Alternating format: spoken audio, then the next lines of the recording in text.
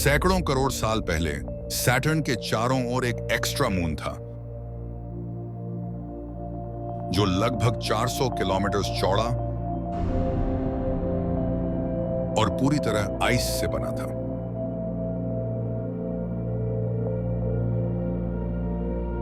लेकिन इस मून का अंत नजदीक था। वह सैटर्न के ग्रेविटी के बहुत करीब था और इसे बचाए रखना मुश्किल हो रहा था। सैटर्न के चारों ओर जो रिंग्स हैं, वो शायद उस ऑब्जेक्ट से बनी है जो बहुत करीब आ गया था। There's this invisible boundary around Saturn called the Roche limit।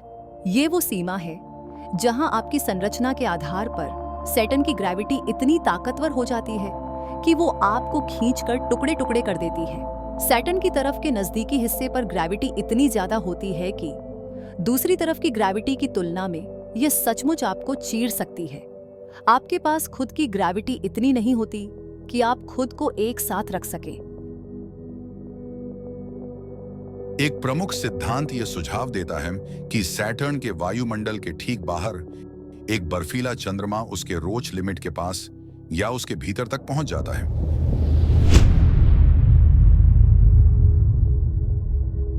Saturn की अत्यधिक गुरुत्वाकर्षण शक्ति इसे तोड़ने लगती है और चंद्रमा विनाशकारी रूप से टूटने लगता है।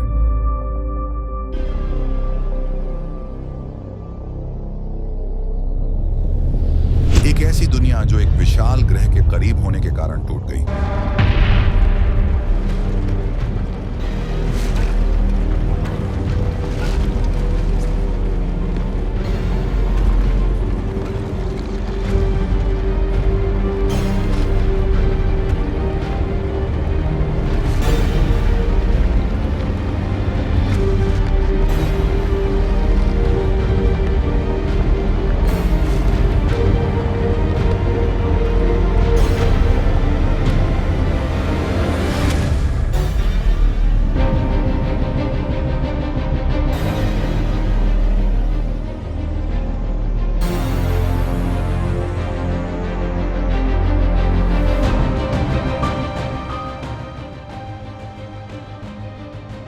लगभग 17,000 ट्रिलियन टन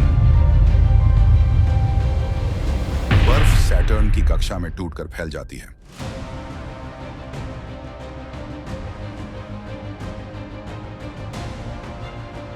इस सामग्री की गति के कारण कुछ ही दिनों में यह सैटर्न के चारों ओर फैलकर उसे घेर लेती है।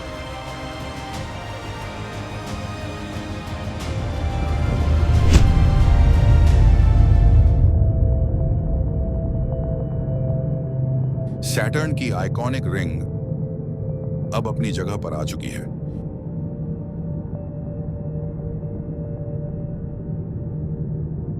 लेकिन जब कसीनी अपने उपकरण उसकी तरफ घुमाता है तो वह एक रिंग को बदलते हुए देखता है।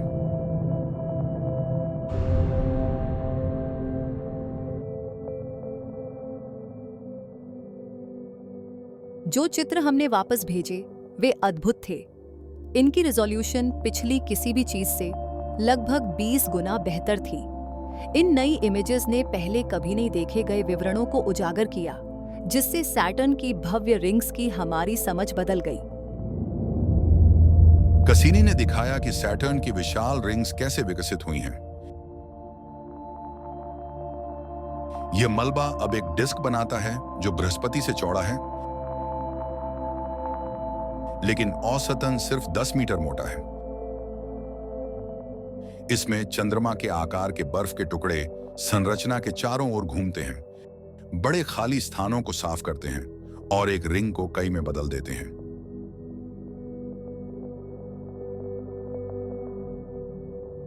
लेकिन जब कसीनी सूर्य को रिंग्स के भूमध्य रेखीय क्षेत्र के सीधे ऊपर से कैप्चर करता है, तब रिंग्स की सबसे चौंकाने वाली विशेषता सामने आती है। हमें पता था कि यह समय हमें तीसरे आयाम की जांच करने का अवसर देने वाला है।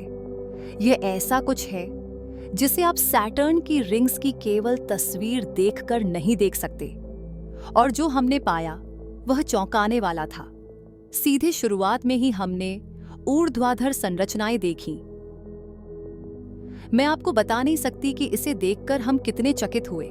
यह बस इतनी अनापेक्षित थी कि इसे देखना एक शानदार अनुभव था। मैंने बस कल्पना की है, शटलक्राफ्ट में रिंग्स के पार उड़ते हुए, बिल्कुल रिंग्स के करीब। मेरी दृष्टि से यह लगभग एक अनंत चमकदार मलबे की चादर जैसी होगी, और मैं उड़ते हुए उड़ते हुए उड़ते हुए, और अचानक मुझे 2 मील ऊंची मलबे की दीवार मिलती है।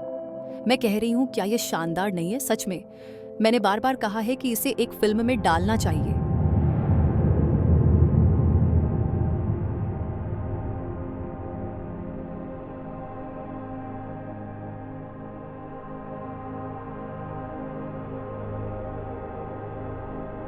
यह कभी एक छोटा सा चट्टान और बर्फ का विश्व जिसने सबसे नाटकीय परिवर्तनों को देखा, आज सौरमंडल का सबसे बड़ा रत्न बन गया है।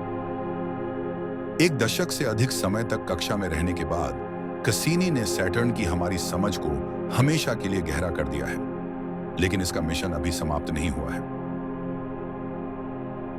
जैसे जैसे हम खोज जारी रखते हैं, सैटर्न और उसकी रिंग्स के रहस्यों से और भी अद्भुत बातें सामने आ सकती हैं।